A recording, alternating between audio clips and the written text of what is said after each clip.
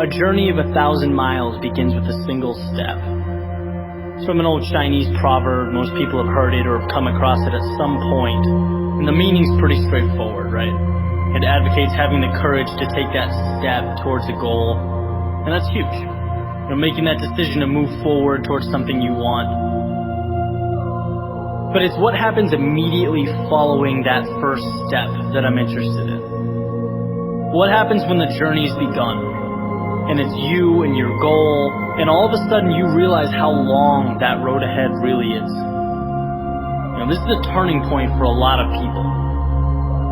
And those who can succeed are able to take their daunting, intimidating goal or journey and see it for what it really is. Just a bunch of small, manageable tasks strung together.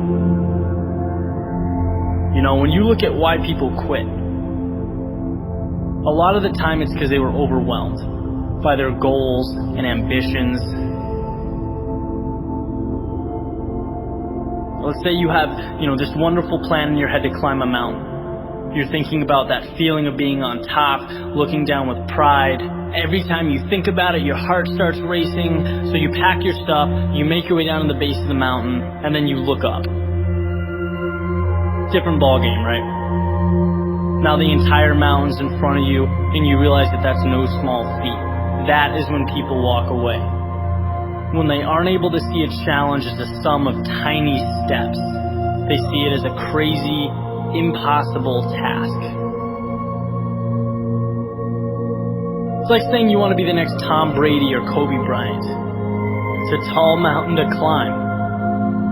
It's like trying to hit a target from a mile away.